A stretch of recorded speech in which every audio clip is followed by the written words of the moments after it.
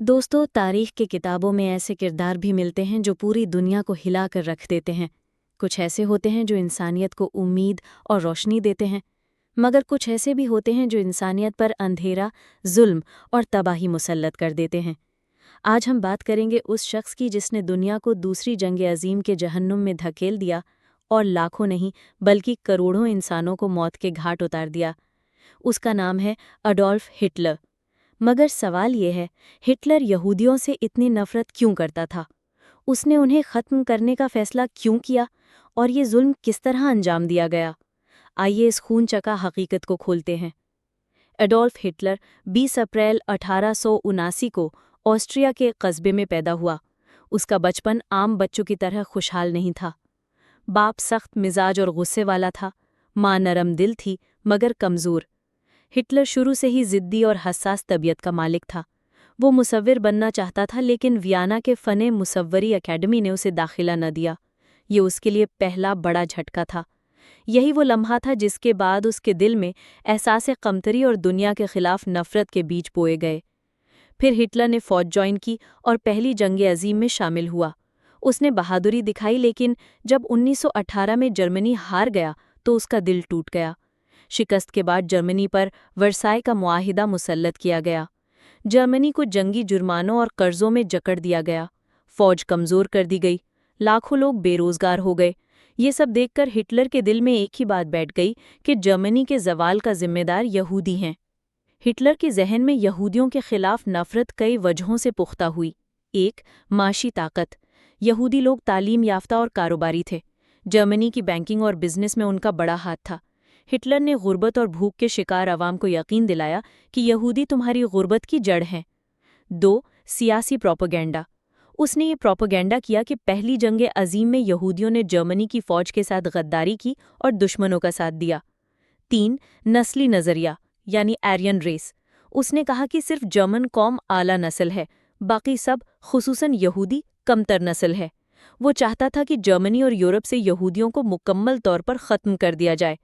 1920 की दहाई में हिटलर ने नाज़ी पार्टी ज्वाइन की। उसकी तकरीरें शोला बयान होती थीं।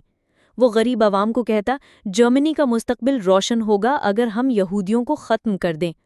1933 में हिटलर जर्मनी का चांसलर बन गया।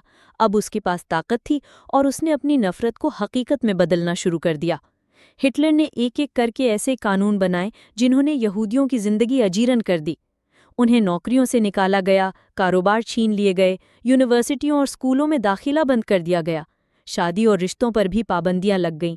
आखिरकार उनके घरों और ज़मीनों पर कब्जा कर लिया गया।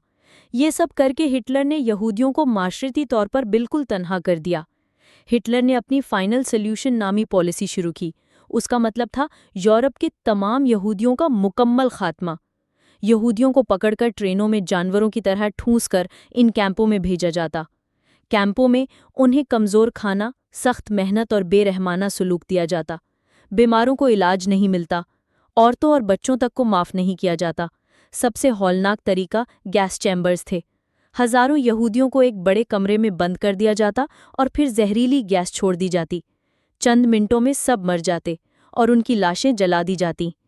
पिंदेस अंदाज़ा है कि सिर्फ होलोकॉस्ट में तकरीबन 6 लाख यहूदी मारे गए। 1939 में हिटलर ने पोलैंड पर हमला किया। इसके बाद दूसरी जंग अजीम शुरू हो गई, जो पूरे यूरोप और दुनिया में फैल गई। शहरों को बमबारी से मिटा दिया गया। लाखों फौजी और आम शहरी मारे गए। यूरोप आग और खून में नहा गया। आखिरकार 1945 में हिटलर हार गया। रूसी फौज बर्लिन तक पहुंची। हिटलर ने शिकस्त के खौफ से अपनी जान ले ली। हिटलर की नफ़रत, नस्ल परस्ती और जुल्म ने दुनिया को सबसे बड़ी जंग और सबसे बड़े कत्लेआम में धकेल दिया।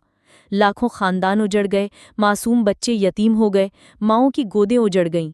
ये हमें ये सबक देता है कि नफ़रत और तासुब हमेशा तबाही लाते हैं। एक शख्स की ज़िद और जुनून ने करोड़ों इंसानों की ज़िंदगियां बर्बाद कर दीं। दोस्तों, हिटलर की कहानी सिर्फ यहूदियों के कत्लेआम की नहीं, बल्कि ये एक इंतबाह है। ये बताती है कि जब कोई लीडर अपनी कौम के दिल में नफ़रत भरता है तो वो ना सिर्फ दूसरों को तबाह करता है, बल्कि अपनी कौम को भी तबाही के राह पर डाल देता है। अगर आपको ये वीडियो पसंद आई तो हमारे चैनल मिस्ट्री एंड रियलिटी को सब्सक्राइब करना ना भूलें, क्योंकि हम आपके लिए तारीख़ की वो हकीकतें लेकर आते हैं जो आंखों को नम और दिल को हिला कर रख देती हैं।